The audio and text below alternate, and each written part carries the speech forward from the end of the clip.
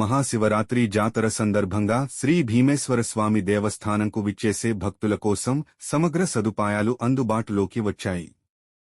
ఇన్ఛార్జీ collector గరిమ అగ్రవాల్ ప్రత్యేక ప్రణాళిక ప్రకారం అన్ని శాఖల సమన్వయంతో విస్తృత ఏర్పాట్లు చేపట్టారు. ఇప్పటికే పలుమార్లు సమీక్ష సమావేశాలు నిర్వహించి కీలక సూచనలు జారీ చేసినట్లు అధికారులు తెలిపారు. అన్ని మార్గాల్లో సూచిక బోర్డులు, దర్శన మార్గాలు, క్యూలైన్లు, మరుగుదొడ్లు, త్రాగునీటి కేంద్రాలు, హెల్ప్ డెస్క్లను సులభంగా గుర్తించేలా తెలుగులో స్పష్టమైన సూచిక బోర్డులు ఏర్పాటు చేశారు. రద్దీ ప్రదేశాల్లో భక్తులు దారి తప్పకుండా మార్గనిర్దేశం చేస్తున్నారు. దర్శన సమయాలు, వసతి, వైద్య సహాయం, దివ్యాంగుల సదుపాయాలపై తక్షణ సమాచారం అందించేందుకు 10 హెల్ప్ డెస్క్లు ఏర్పాటు చేశారు. ప్రతి ముఖ్య కేంద్రంలో జిల్లా అధికారిని ఇన్ఛార్జిగా నియమించారు.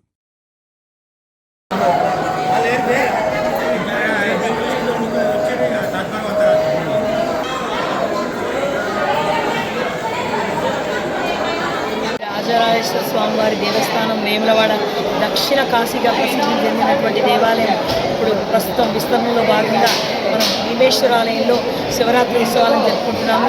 గత 3 నెలల నుంచి పెద్ద ఎత్తున భక్తులకు మనం ఏర్పాట్లు చేసుకుంటూ ఉన్నాము. ఇక్కడ ప్రత్యేకంగా కార్తీక మాసంలో కూడా మనం శైవం మతస్థులందరూ కూడా ఇక్కడ శైవం సంబంధించినటువంటి శివుణ్ణి ఆరాధిస్తారు కాబట్టి అప్పటి నుంచి భక్తుల సందడి మొదలైంది. అలాగే సమ్మక్క సారలమ్మ జాతర సందర్భంగా తెలంగాణ భక్తులందరూ కూడా ప్రత్యేకంగా స్వామివారిని దర్శించుకొని సమ్మక్క సారలమ్మ జాతరకు వెళ్ళే అవకాశం ఉంది. ఒక్కొక్క రోజు 1,00,000 మంది, 1,15,000 మంది, 1,30,000 మందిని కూడా మనం ఇక్కడ ఏర్పాటు చేసుకోవడం. అలాగే శివరాత్రి మనకు ఇక్కడ వేములవాడ శివరాత్రి జ్ఞాపకం వస్తుంది. మనకు దేవాలయ శాఖలో మనకు మేజర్ టెంపుల్స్లో శివరాత్రికి సంబంధించి వేములవాడ చాలా ప్రత్యేకమైనటువంటి ఏర్పాట్లు మనం భక్తులకు ఏర్పాటు చేస్తున్నాము.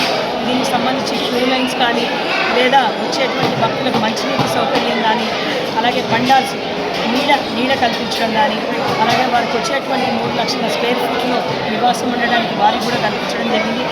ఇక్కడికి వచ్చేటువంటి భక్తులకు ప్రత్యేకమైనటువంటి క్యూ లైన్లు అలాగే శివస్వాములు ఎక్కువగా ఉంటారు కాబట్టి వారికి కూడా ప్రత్యేకమైనటువంటి క్యూ లైన్లను మనం ఏర్పాటు చేసుకున్నాము.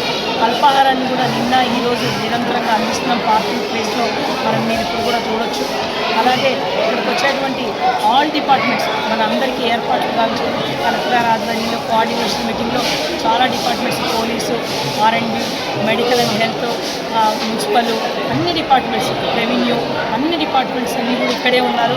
వాళ్ళందరూ కూడా భక్తులకు ఎటువంటి ఇన్కన్వీనియన్స్ లేకుండా ఏర్పాట్లు చేయాలనే ఉద్దేశంతో ఇక్కడికి వచ్చి నిరంతరం తహసీల్దార్లను వాళ్ళందరినీ కూడా ఇక్కడ వేయడం జరిగింది ప్రత్యేకంగా. ఎందుకంటే కొత్తగా మనం రాజన్న ఆలయం నుంచి ఇక్కడికి వచ్చాం కాబట్టి ఎటువంటి అసౌకర్యం కలగకూడదనే ఉద్దేశంతో 2 లక్షల మంది దాకా 3 రోజులు వస్తారని మనం అంచనా కూడా వేయడం జరిగింది.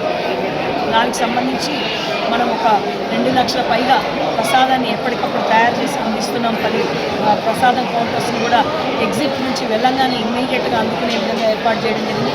మన పక్కనే బతిపోచమ్మ ఆలయంలో కూడా క్యూ లైన్స్ కానీ అన్నిటి కానీ డ్యూటీస్ వేసుకోవడం జరిగింది. ఇక్కడికి వచ్చేటువంటి భక్తులు స్వామివారిని ఎందుకంటే శివకేశవులు అలాగే ఇక్కడ మనం గత 3 నెలల నుంచి కూడా ప్రత్యేకమైనటువంటి ఏర్పాటు చేసుకోవడమే కాకుండా ఇప్పుడు టెంపరీగా మనం వచ్చేటువంటి భక్తుల కోసం ఇల్యూమినేషన్ కానీ తర్వాత పూల పందిళ్ళు కానీ అవన్నీ కూడా మనం వేసుకున్నాము. పూలాలంకరణ ఇవన్నీ భక్తులు వచ్చి స్వామివారిని దర్శించుకొని ఉపవాసం చేసుకుంటూ వారందరూ కూడా రాత్రిపూట ఇక్కడ జాగరణ చేసే అవకాశం ఉంది. ఒక శివార్చన డయాస్ని కూడా ఏర్పాటు చేసి మనకి వచ్చేటువంటి భక్తులకు ప్రత్యేకమైనటువంటి కార్యక్రమాలను కల్చరల్ డిపార్ట్మెంట్ వారి ద్వారా ఏర్పాటు చేసుకోవడం జరిగింది. నిన్నటి నుంచి అవి కూడా ప్రారంభమయ్యాయి.